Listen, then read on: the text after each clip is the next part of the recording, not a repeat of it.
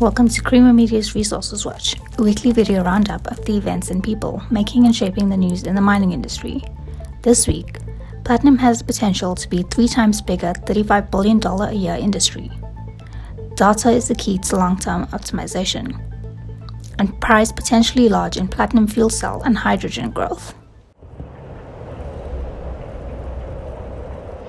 Instead of being the $11 billion a year type industry that it is today, the platinum business has the potential to be a $35 billion a year industry by 2050.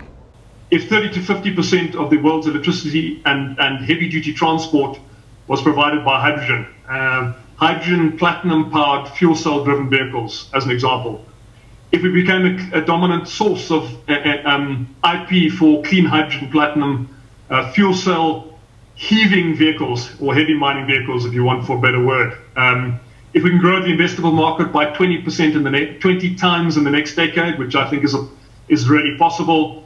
If we can really work together on marketing South Africa's platinum to the global marketplace, and if we could look through RD&I to drive the agenda around new technologies for PGMs, and if we could really be working together to drive platinum around as an investable product. I mean, these are what-ifs which can be achieved. It's not only what if, it's how we achieve these things, and I think we've got a plan and we're working to that plan. Describing data as the new oil and new water of the world, Society for Automation, Instrumentation, Mechatronics and Control president emphasized the importance of changing data from just data to insights. Within manufacturing and production, engineers are very good at getting data, extracting it, problem solving with it, and also optimizing data. And then we hear there are engineers who move into banking and they work in data and fintech, and they have to change their career, and we have no idea what they do, because the truth is they also work with data. So what are they busy with? And this is sort of what they're busy with. They're busy building a data world that we are currently so good at just building a little silo, but they are building it at a larger scale. And the basic concept of it is extracting the data, transforming it into what you need, and loading it into an area that you need it.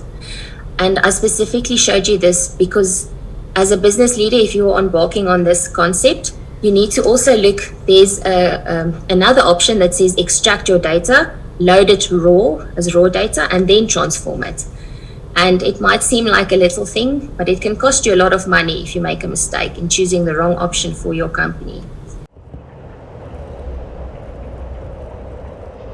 Significant growth in fuel cells and hydrogen is now almost certain, and the price for South Africa remains potentially large. I certainly don't claim to be an expert in South Africa, but I thought it was important to make a few points. One of those is that, as far as I see, there is very unlikely to be a stop in how fuel cells grow and in how hydrogen grows, and of course therefore in demand for electrolyzers, for PEM fuel cells, and for platinum group metals. So platinum particularly in fuel cells, but in PEM electrolyzers it's also important to have iridium, and there are demands for other of the precious metals as well, so ruthenium, of certain catalysts, etc., etc. Supply chains are forming. They're not yet crystallizing, so it's a good time to be engaging in the market and to be proving capabilities and to be supporting indigenous industries. But it is also noticeable that first movers are starting to position themselves well. Whereas 2-3 years ago, a company might have been penalized for having a hydrogen strategy, saying they were investing in fuel cells, their share price might have been knocked.